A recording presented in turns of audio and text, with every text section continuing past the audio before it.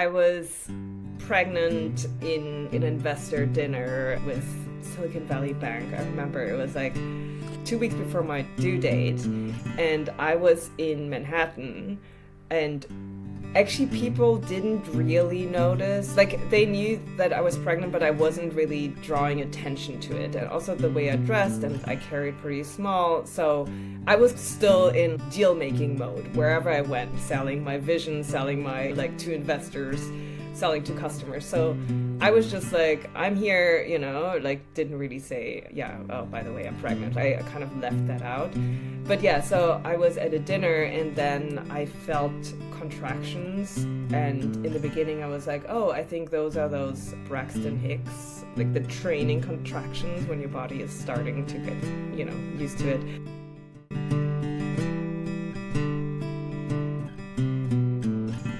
Welcome, everybody, to Look Both Ways. Y'all, this is an exciting day for me. We're recording episode 10.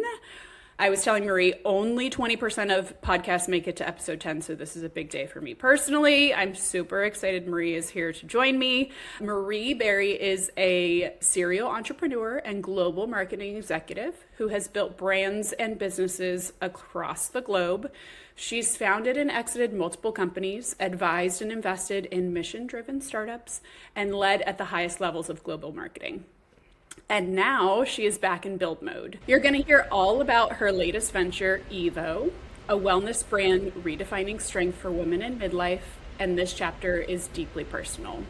She holds a triple master's degree in international business and lives in Miami with her husband and 2 daughters. Marie, I'm so excited to have you. Thank you for being here to tell your story.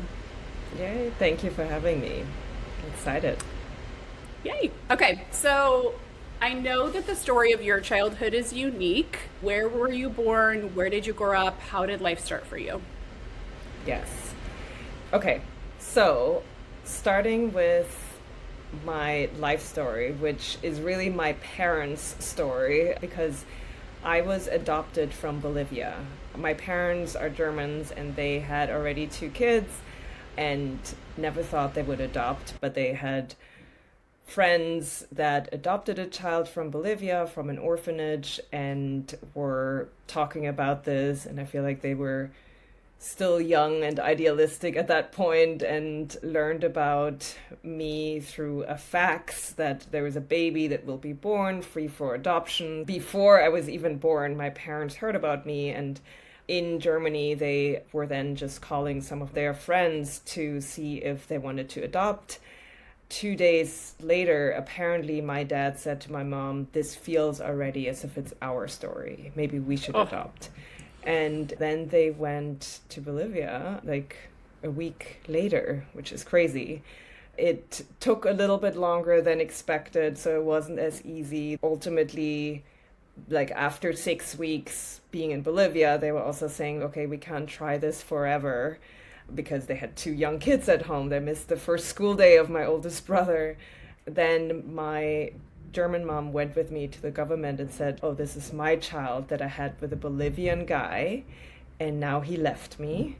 So it's kind of made up. My first birth certificate is wrong. It's all kind of a made up story. Yeah, ultimately my parents kind of smuggled me out of Bolivia. They needed to get you out of the country. Yeah, so that's how I got my first passport. My parents made sure that I had a signature from my biological mom to make sure that when they go through it legally, it was her free will.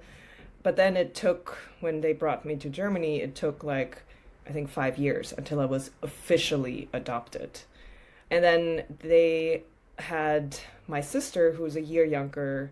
So we're 4 kids, but I'm the 3rd and only adopted. My siblings are really blonde, blue eyes. They look very German. Yeah. And 2 older brothers?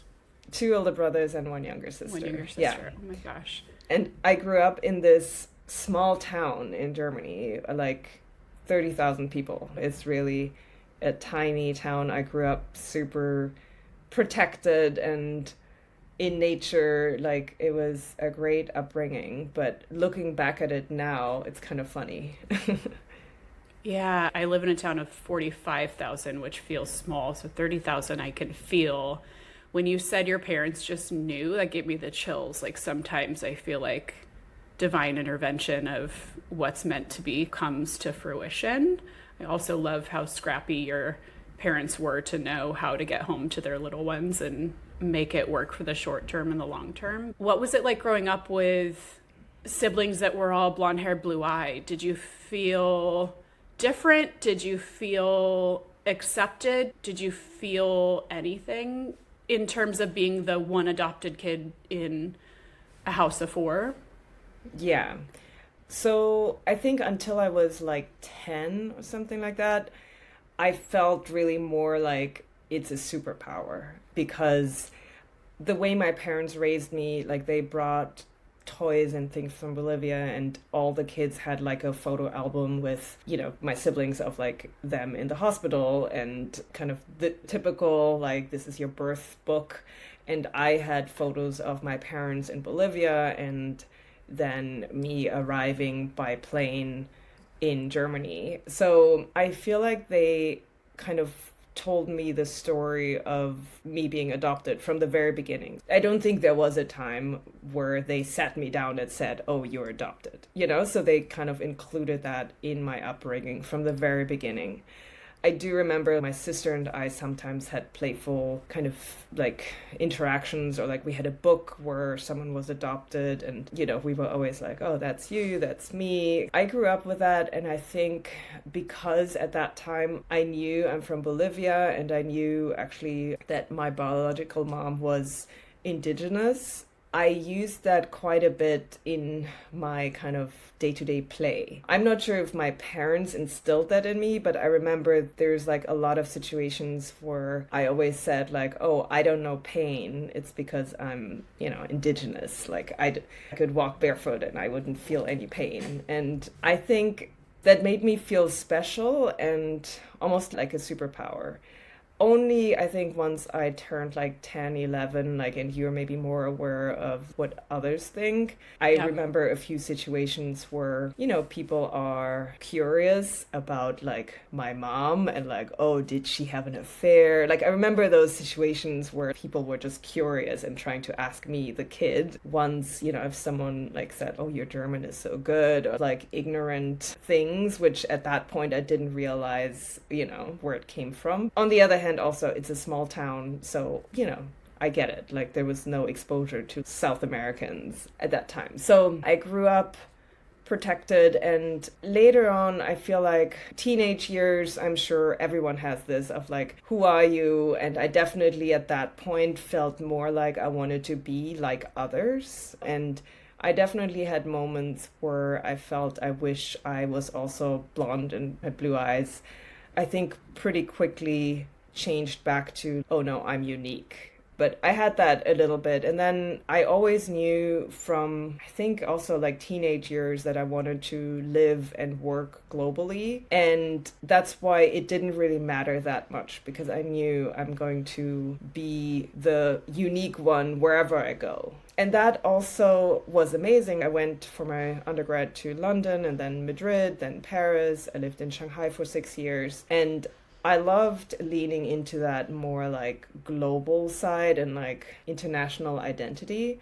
Yeah. But it is also only now, maybe because I'm a mom and maybe because I live in Miami where people see me more as like Latina. And so it's only now that I feel like I actually come back to my roots and feel like I am indigenous. It plays a lot into the brand I'm building now. It's funny because I feel like it's bringing me back to some of those feelings that I had when I was a child. Yeah, I love that. It sounds like you knew when you were a child that you wanted to live internationally, you wanted kind of a global life. Did you know what you wanted to do for work, or what did your parents do for work? My dad was an entrepreneur, but not in the way that I feel like we see it, more like a small business owner. He is a pharmacist by trade, and like then got also into real estate and started a lot of companies, but all around like health and with pharmacies at the center. and my two brothers and their wives, so my sisters-in-law. So all like in pharmacy and kind of like real estate related. I've seen that side definitely of like him being very ambitious, but not like tech products or VCs or anything like that. And my mom was a teacher, and has a very social aspect to everything she does. We were, as kids, sometimes not so happy about that because I feel like she always would invite assistant teachers that would live with us for 2 weeks, or sometimes kind of random people to be with us. She also was like working in her free time for something like the helpline. So very socially oriented. So that's how I grew up. I never thought of building a company in the way that I did much later. I was actually really focused on living globally. And at that point, my frame of reference were like bigger brands, and that I could potentially move with those. And I liked that idea of working for a cool brand and then jet setting around the world. And that's what I did. I started my career at Adidas, later worked for Ford Motor Company and for Chanel, learning different countries while having a stable but cool job. And yeah, so that was my way of starting in the marketing world. But then the entrepreneurial side really came from China, because I feel like when I moved there in 2009, it was like the Wild West. And even though I worked at that time for Ford Motor Company, I was the third person there, and we scaled the team to like 180 people in the first year. So it was crazy, like the growth. There was like a dealership opening every day in China. And that, I think, opened up a whole horizon of, oh, wow, I can create something from nothing, like the whole builder mentality. But as a kid, I was more so, oh, yeah, Adidas is a brand I know, and I feel like I can work there and travel the world. Yeah, I still love that brand. I mean, for me, the connection, though, I am a soccer player, so Adidas was on our kits, on our cleats. Like it's just Adidas is like in my DNA from being a soccer player, which is kind of fun. Okay, so I was in Shanghai in June of 2009. Oh, fun. Which Okay, is just I came there fun just coincidence. after. Yeah.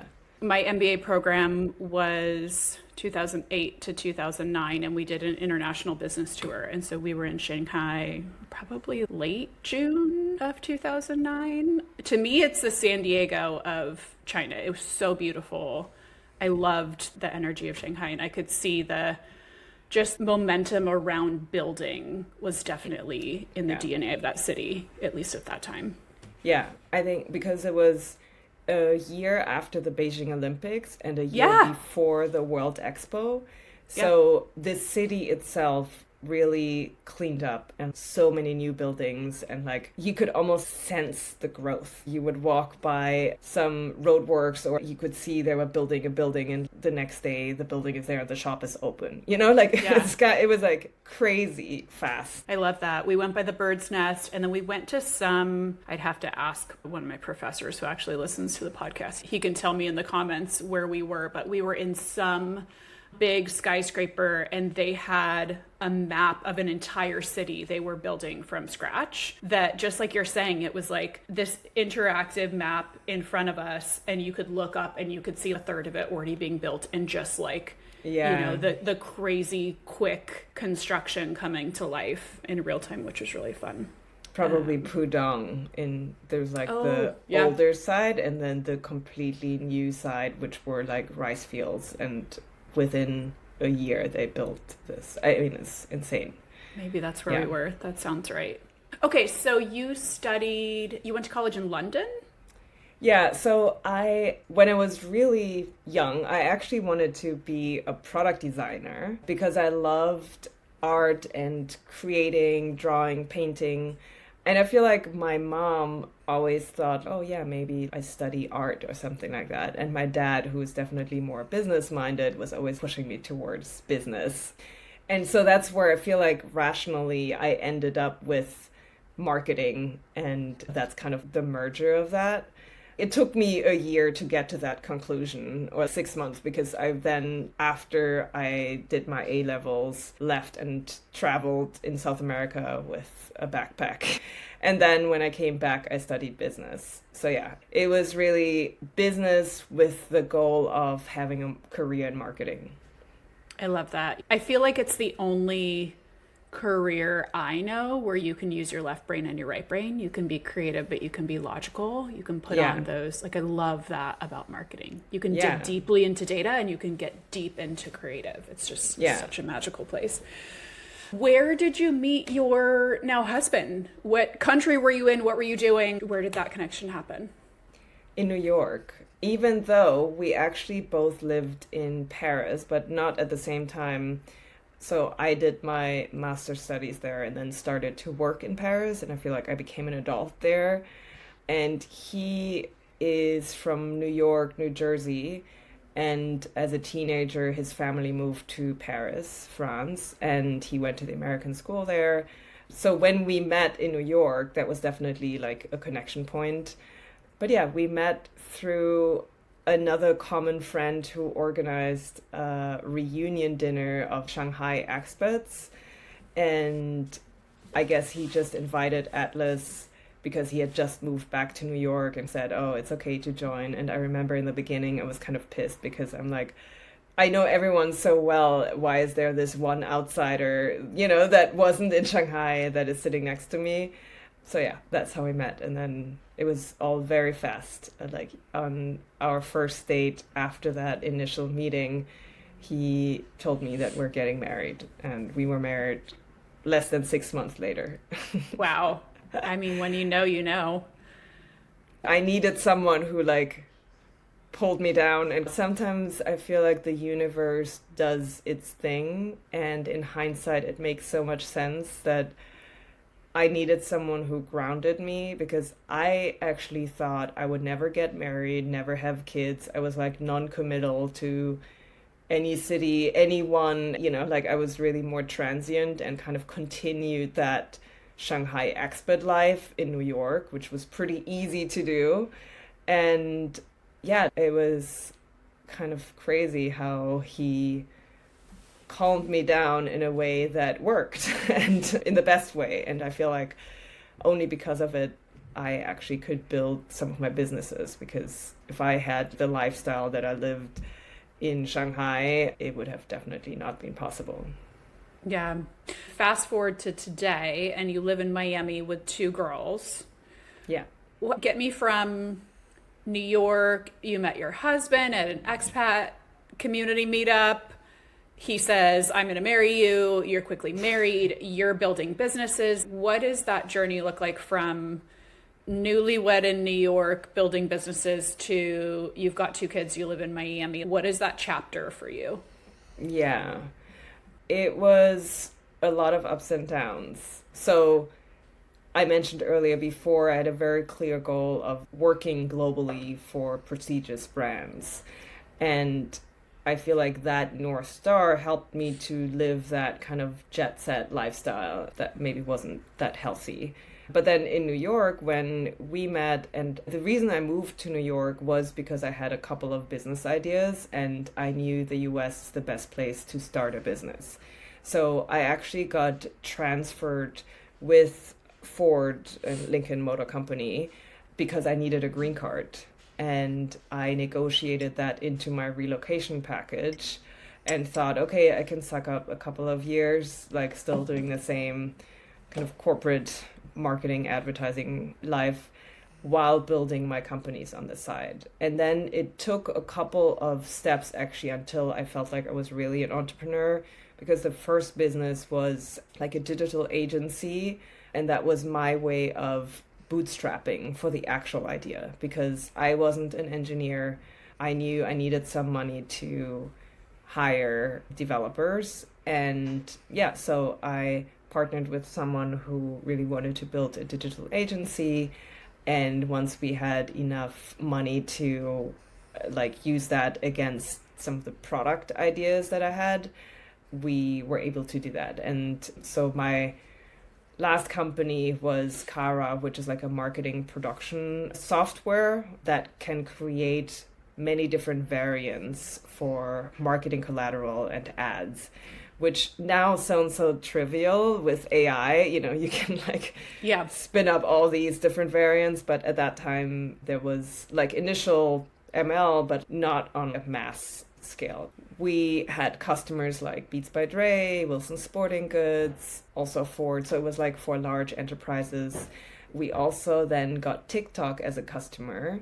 And that's when we had investors knocking on our doors too, because obviously having that kind of growth. And so it was great. But then COVID hit. And I was at that time already, I had a couple of early acquisition offers, which in the beginning I was like, no way, it's still too early in the journey. But then I was like, okay, COVID hit, maybe this is a good thing right now.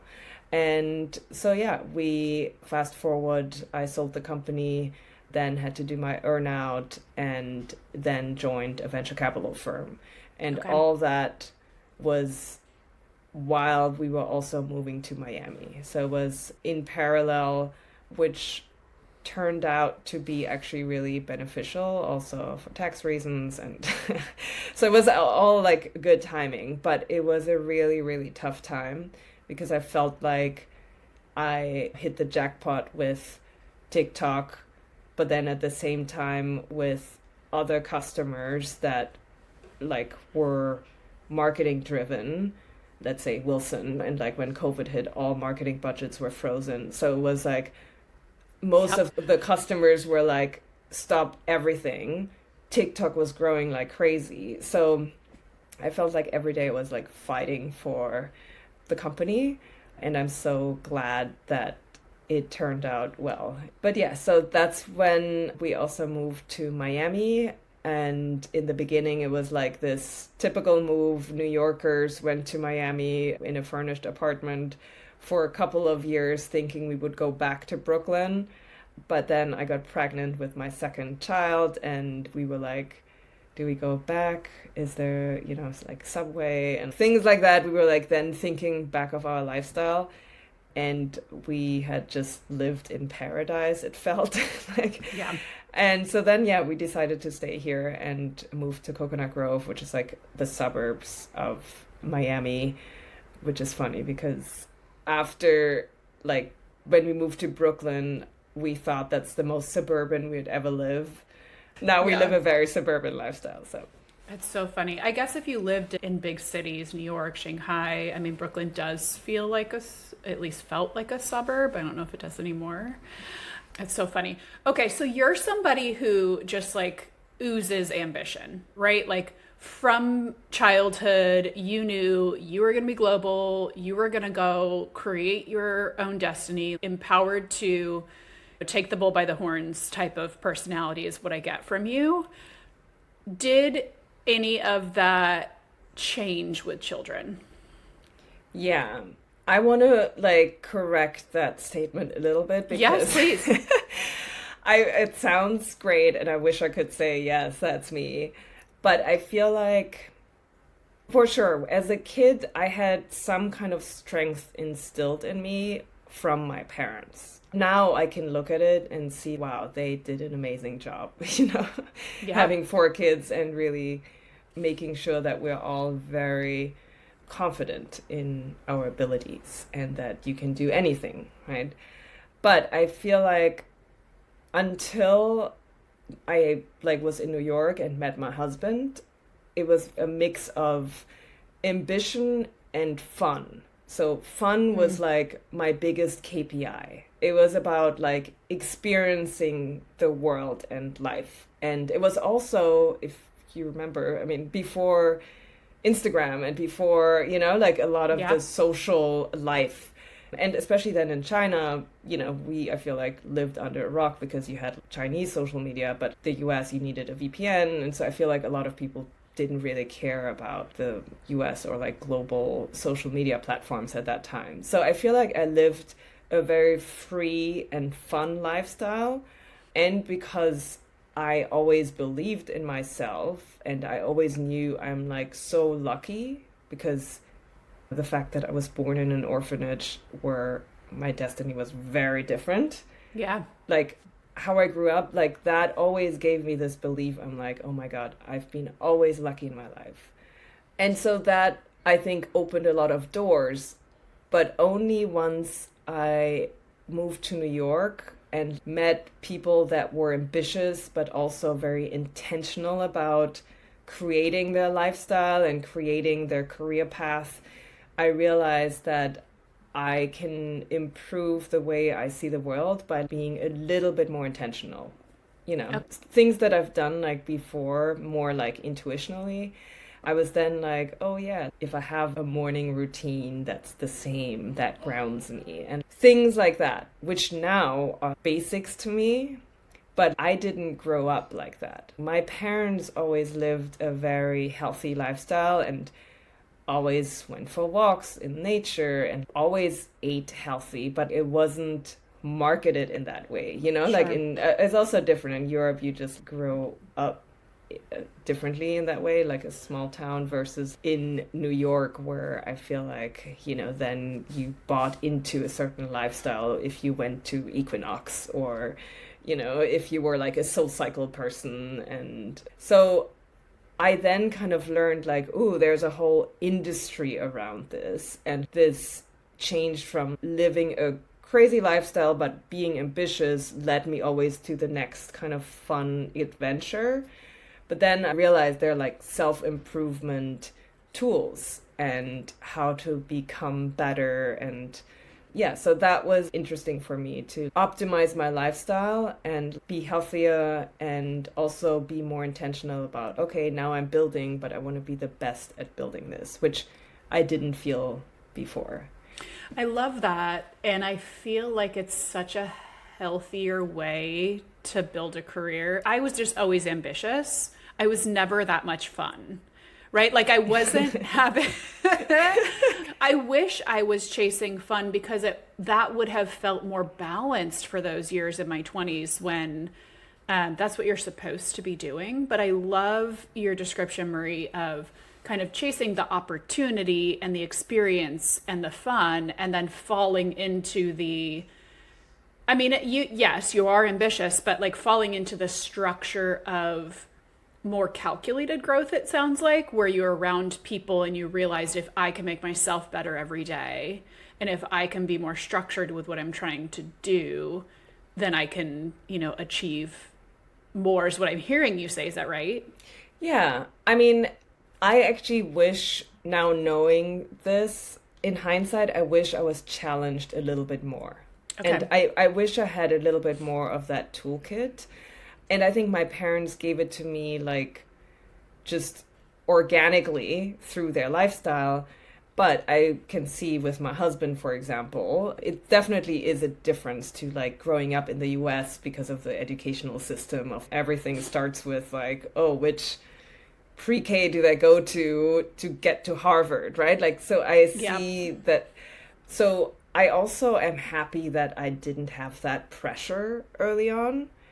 But once I got to the US, I definitely saw, oh, there is competition, you know, and how other people have worked towards where they are for decades, you know. Yeah. So I think I'm happy that I was chasing fun and had so many fun experiences.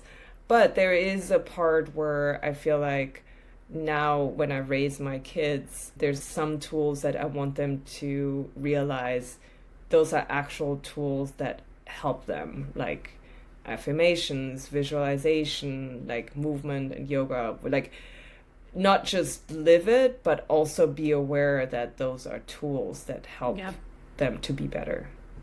You struck a chord with me. My oldest is 14, and there are many friends that go to private school and they're pushed a lot harder academically. And we go to public school where she has some academics, but she also has a lot of time for hobbies and life and friends and fun that, you know, some of the private school kids don't have. And it's such a hard, I go back and forth about this because you can definitely see the track starts early. And in other countries too, in some of the friends, like one of my best friends she now is a collegiate golf coach, but she was a golf pro, and they started her track in Sweden young. They start their professional track towards what they're going to be when they grow up, when they're preteens.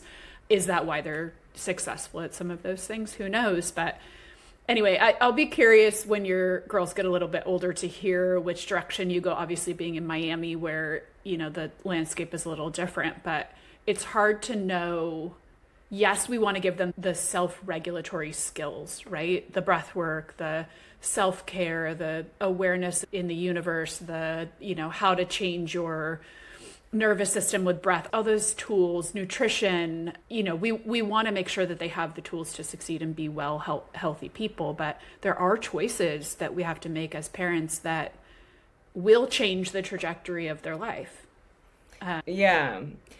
And my husband and I talk about that a lot because he has a very clear point of view, and he went to private school, and he's Black, so he also always said I had to work harder. And so I can see that he, for his kids, wants to make sure that they have the best starting position.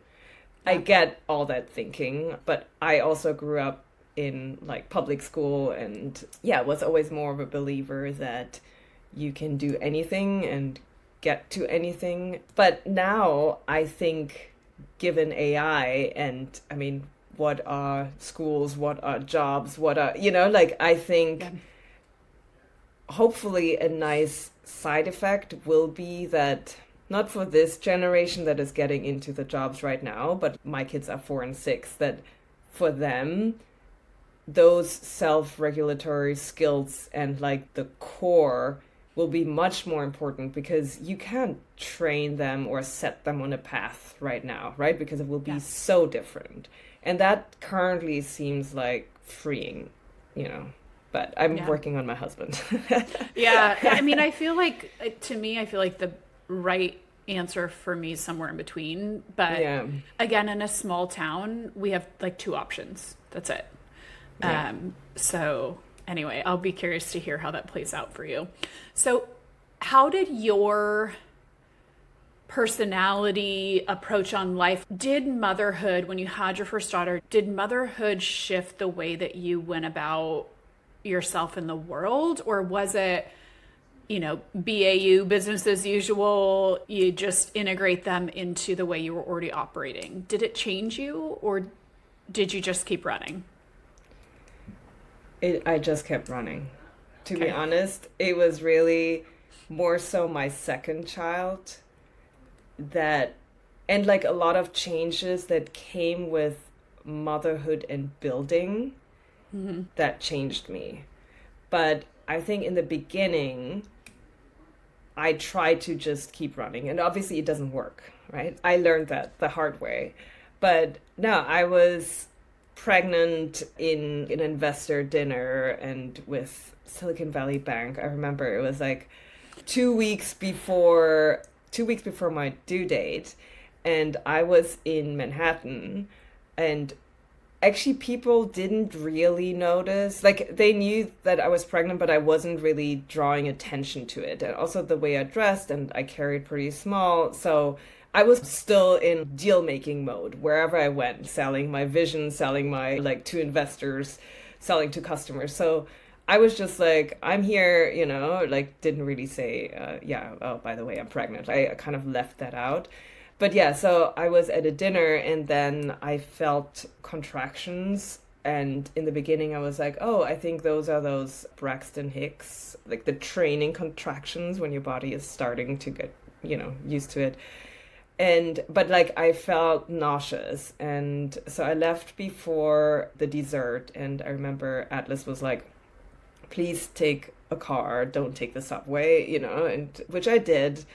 And then I got home, texted my doula. I was very Brooklyn at that time. And she was like, yeah, it's probably those Braxton Hicks contractions, so maybe just take a bath and relax a little bit. And as I did that, my water broke. And so 2 weeks before due date, everyone always said, oh, first kid, it will be after the due date. So we weren't ready at all. We didn't have a bag packed or anything like that. And like everyone said, oh no, you'll be birthing at home for a day. It will all, like it's not like in the movies.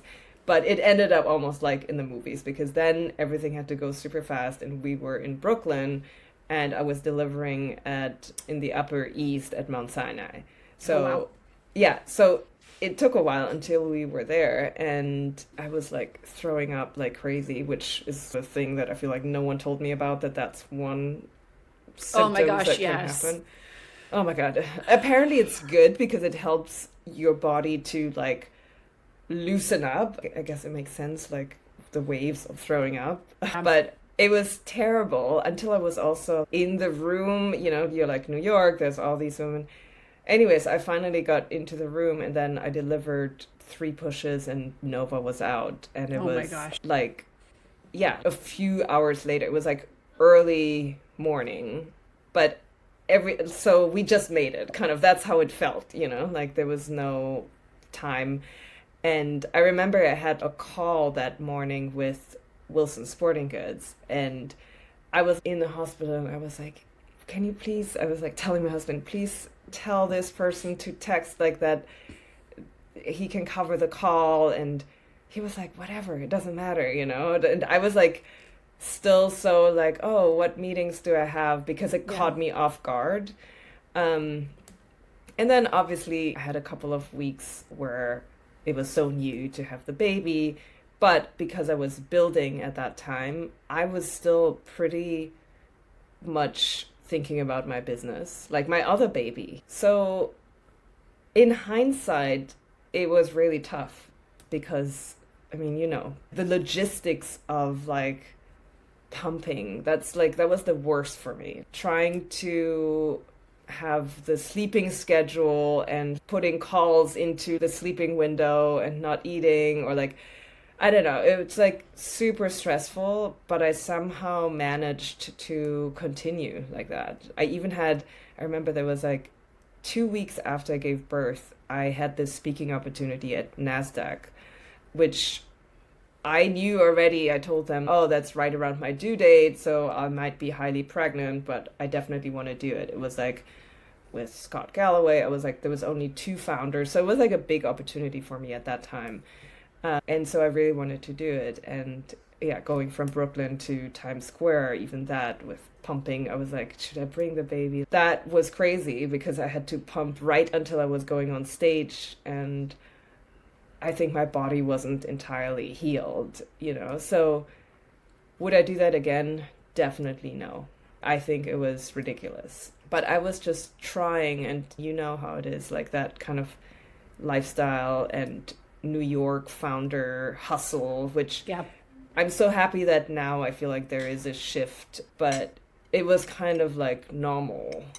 And so it was only, I think, after COVID, because then I was like forced to be at home and be with the baby, that it started to shift some of my thinking around family and my business. And I still struggle with it, but I think now I like build around my lifestyle and me also being a mom.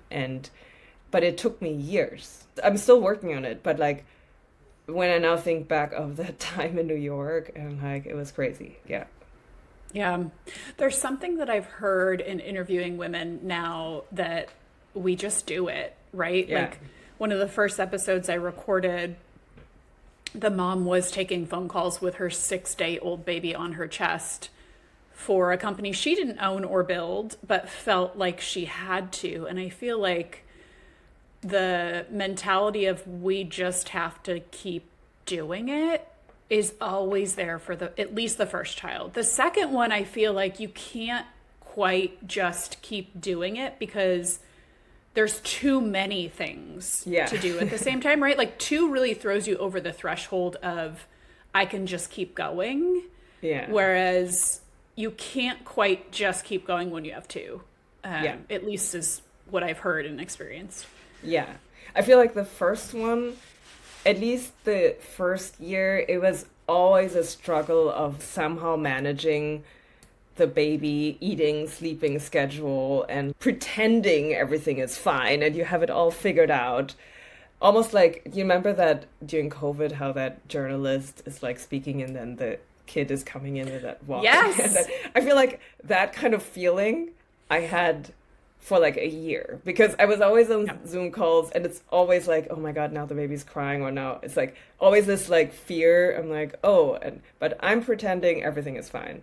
Yeah. And when they are young and just one, the good thing is that if you then breastfeed, that was often like a thing that worked. But yeah, like with the second one, it's just not possible. Like you just can't. And so I'm glad that also because of COVID, a lot of those things changed.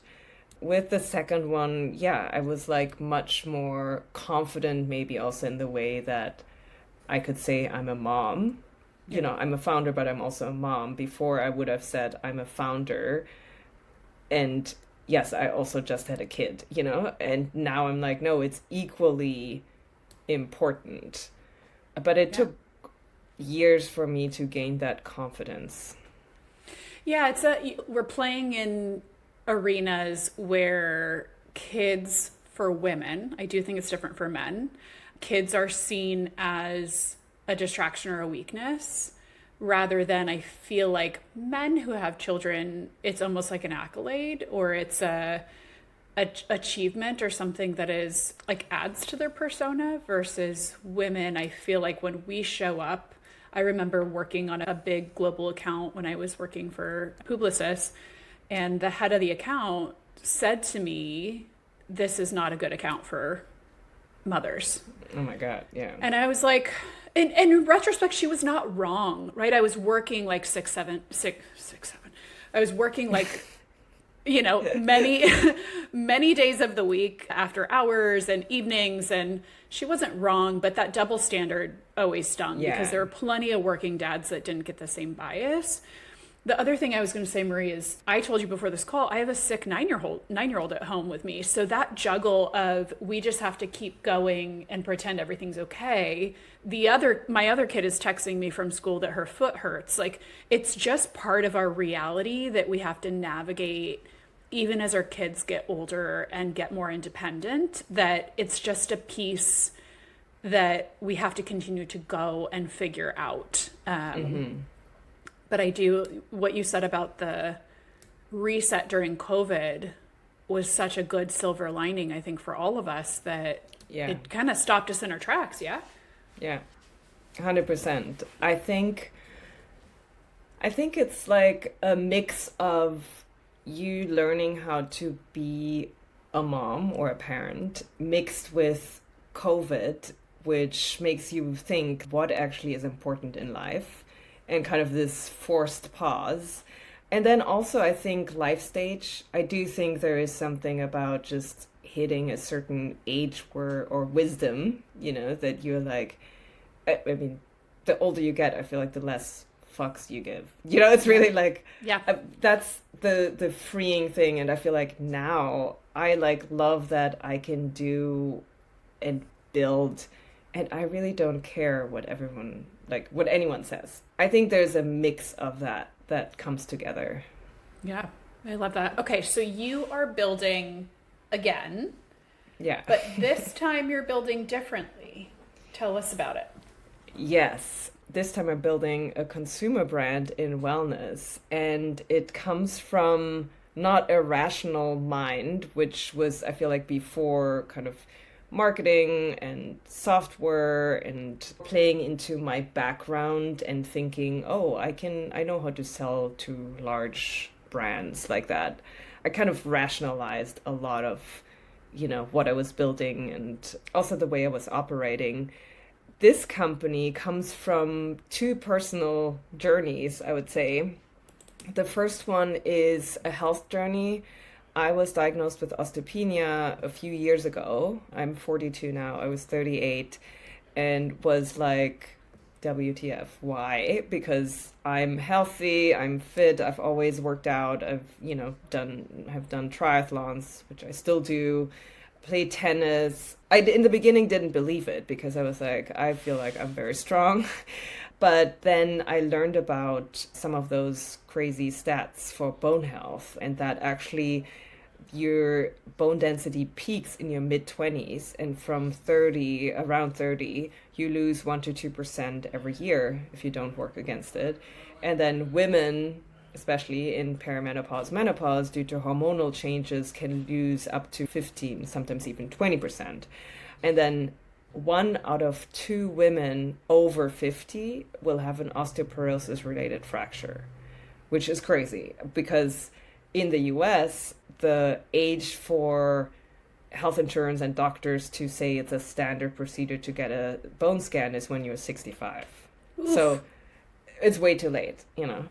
And then there's also some more morbid stats of like, if you have a fracture and it's in the hip, the chances of dying within a year are 30%. And yep. So I learned all those stats and was like, okay, why is no one talking about this? Because you learn about working out and muscles, but not so much bone health.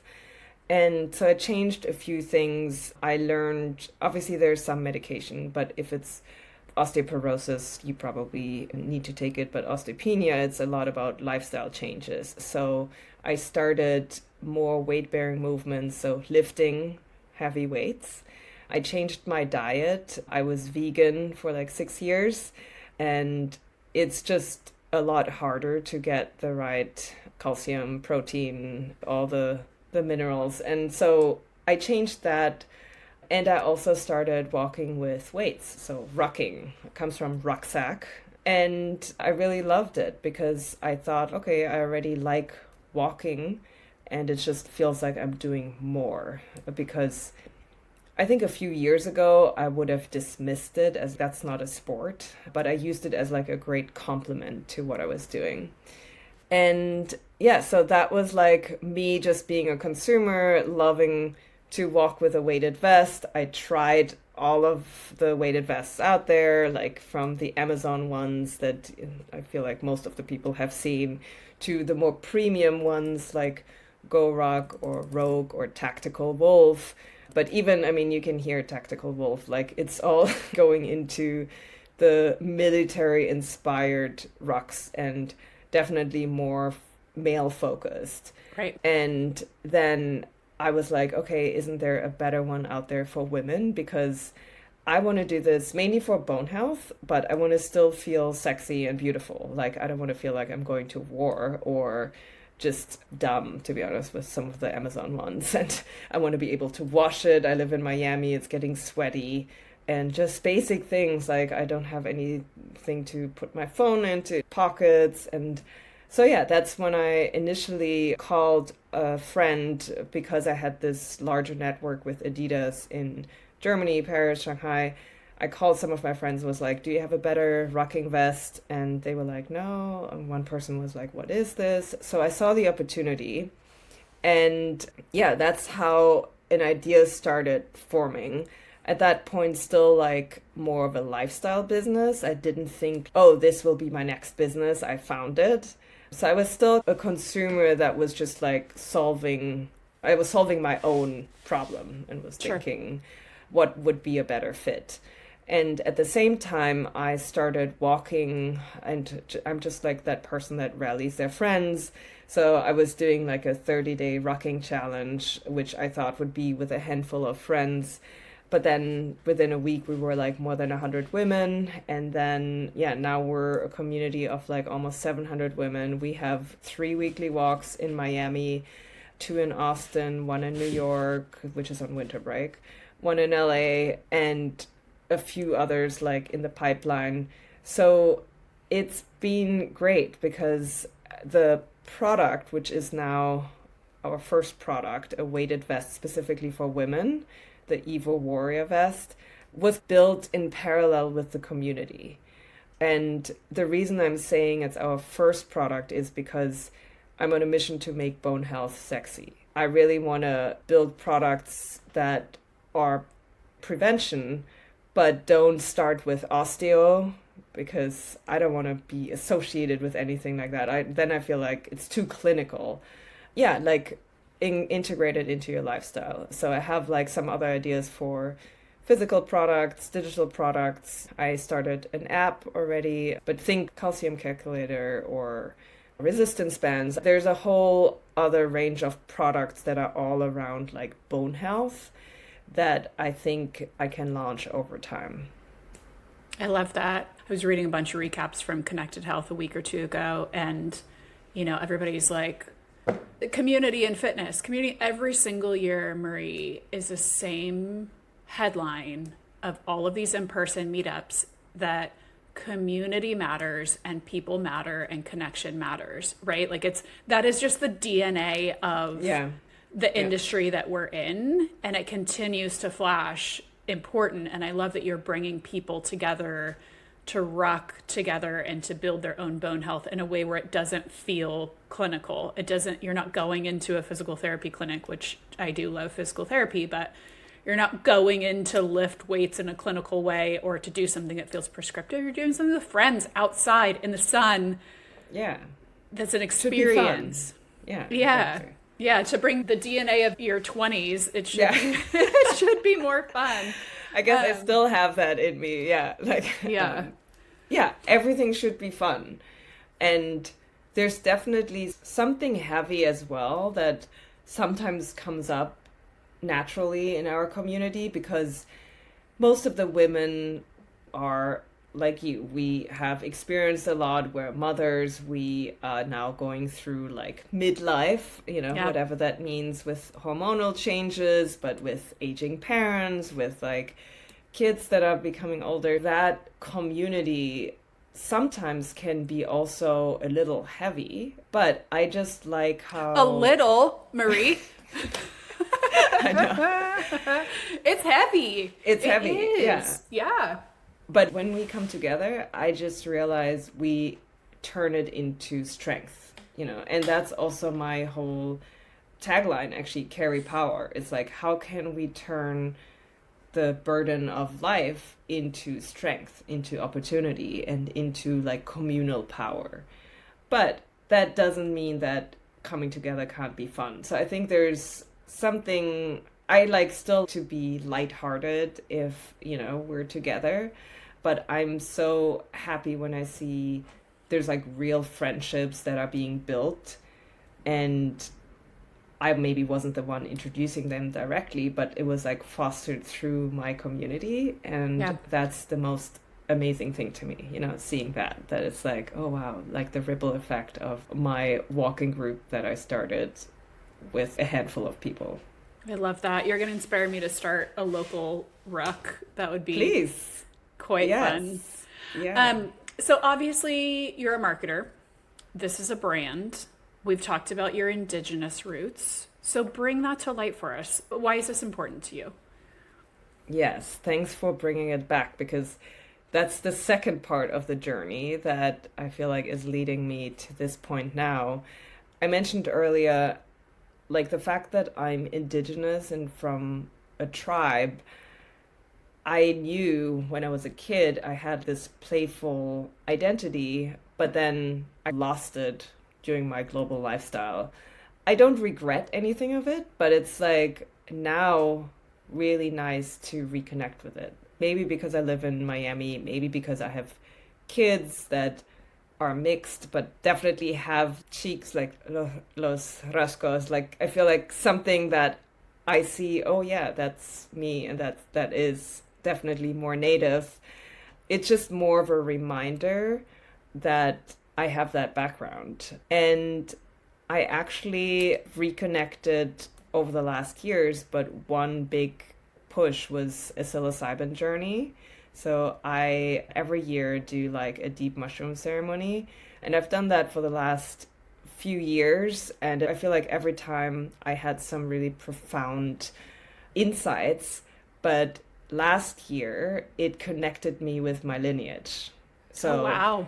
I was not at all prepared for that. I was really like, again, rationally ready to build another company and thought about what could that be? Okay, like software, and like I was kind of thinking along the same lines as my previous businesses. But that kind of journey and even journaling after, it didn't bring me any of that. It was really more about look in the mirror, you're indigenous. And it was kind of hilarious that I forgot. It was really a weird hunch that I had. I set up the company YVO Warrior in May last year and thought initially that will be my shell company for whatever else I'm building. But I knew, okay, Evo, it comes from Ivodi or Ivote, which in Guarani, which is one of the tribes, means flower. So this really came out of this subconscious and intuition. So I set up this company, YVO Warrior, and I knew I'm from a tribe of a lot of female warriors. And then eventually I was actually out walking on a rock. It kind of came to me. I was like, why am I looking or searching for this new company idea? I'm already building it. I was like thinking already and had already started designing a vest how I would like it for the female body and with kind of some indigenous symbols on it just for me. And yeah, as I was walking, I was like, okay, this is it. I don't know why I'm looking for something else. And yeah, it sounds a little bit woo-woo, and I'm definitely not someone who's super crunchy, but I think that the recent years where I've tried to lean more into my spiritual side have helped me to learn more of who I am. And with that, also now building very differently, because it's building from like my truth. Yeah. Oh, I love that for you. I mean, I was a yoga teacher for 10 years, so you can give me all your woo-woo crunchy. I'll take it. Yeah. Your journey has been pretty remarkable. I mean, honestly, from being born in Bolivia to being raised in a small town in Germany to working for big global amazing brands to starting your own businesses to starting your own family to relocating to Miami, what would you tell other women that are building their careers, looking to have children or have children? What would your advice be to others that are looking at your journey and looking at your path in awe, wondering what it took or what you would do differently? Yeah. I think now, since you drew out the fun aspect, I do like that, because it is, if you later on look at your life, and I've actually looked into some of those happiness studies, and I know that when they interviewed hundreds of people in their 80s or 90s before they passed, most of them said that they regret the things they haven't done, but never the things they have done. So I think that I always believe that it's like, you do something and you commit to it, you can always change, right? Be your own prototype. You can always adjust and iterate, like also on your life, not just your career, but overall life structure.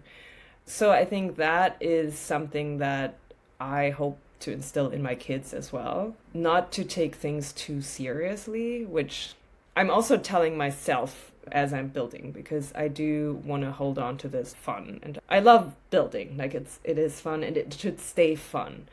The thing I would do differently, or like advice I would give myself in my 20s, is probably to listen more to my inner whisper. So we were talking earlier about, being more intentional. And I think in my 20s, I was like, okay, big brands, that was like my goal. In my 30s, it was like building. In my 40s now, I feel like it's this combining who I am and then creating something. It's Dolly Parton said this quote, which is one of my favorites. And she said, find out who you are and do it on purpose. And I think it sounds so simple, but it's really hard to find out who you are because of all the noise and all the societal pressures, or the pressures you put on yourself. And I feel like in my 30s, I started realizing that there is self-improvement, and I was more intentional about altering some of my life path by being more intentional, but it was still on a very rational level. It's only now that I feel like I'm more about what brings me into flow state, because it's not just, oh, you meditate and you do yoga and that will bring you all the answers. Like that works for some people, but I felt because it was this industry that kind of created this, oh, you do your morning routine and green juice and all this, and that's what leads you to success because you're then balanced. But I feel like for me, I now realize, and I love yoga too, but what actually brings me into flow state and into like really create in a creative state of mind is art, painting and drawing, like something I've done as a kid. And that I mentioned, I wanted to be like a product designer. I'm doing something that I just enjoy, and that is actually quite the opposite of my nature, which is like being extrovert, being with people. And that activity is something that I enjoy doing on my own, just with me and my thoughts, maybe with a podcast but that flow state is leading me to way other thoughts and outcomes than just trying to approach a problem or creating a deck or, something like that. That is my advice to my younger self, to find out more so, what do you enjoy actually? What is unique to yourself? What brings you into flow state?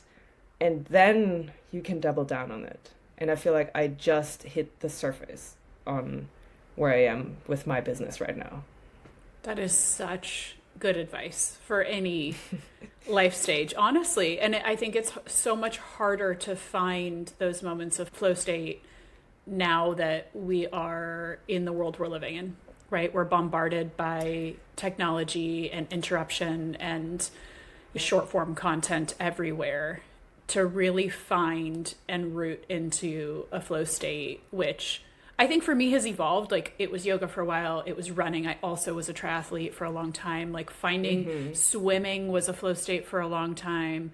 I think finding those activities that bring you to yourself and tap into that, it's an infinite energy stream once you start listening. Sometimes it's the shower, honestly. Yeah. Everything's quiet, body's relaxed, but that's just such good wisdom, Marie. Yeah, I feel like I remember those times when I was still in Shanghai and on a plane every other day, that sometimes really good ideas came to me while I was on a plane. And now it makes so much sense, because it's like, yeah, you didn't have Wi-Fi, at least at that point, like not on every flight. And so it was like this forced being with yourself, or the shower. I think there's a reason why those situations lead you to it. But I think there's also unique outlets or like energy flows that lead you to your real creativity. And so that's why I'm so happy that creative side, that I feel like it actually is not a distraction. And it's also not just an escape or an outlet. It actually helps me to perform better in other areas. Yeah. And I feel like when you're a new mom, those types of activities are often on the back burner because you just don't have time. Yeah. But I think your point is so valid that those are the types of things that fuel the rest of your life. Yeah. Okay, one last question. If you had to describe your journey of building a career or businesses and raising your daughters in 3 words, what would those 3 words be? I said it earlier. I think be your own prototype, and I know that's 4, but it's okay. Yeah, be your own prototype, meaning iterate on yourself. You can change at any point. Try things out, test it, and just don't be afraid of failing or exploring something and then adjusting it. Especially motherhood, I feel like, is because your child also changes, right? Like, it's really this period of there's no formula, and it forces you to be like that. So it's my motto for life, but also motherhood. I love it. Thank you so much. All right. Thank you, everybody, for listening to Look Both Ways. If Marie's story resonated with you, especially her reminder that strength evolves, share this episode, leave a review, and subscribe for more conversations about ambition, reinvention, and motherhood. Thank you, Marie. Thank you.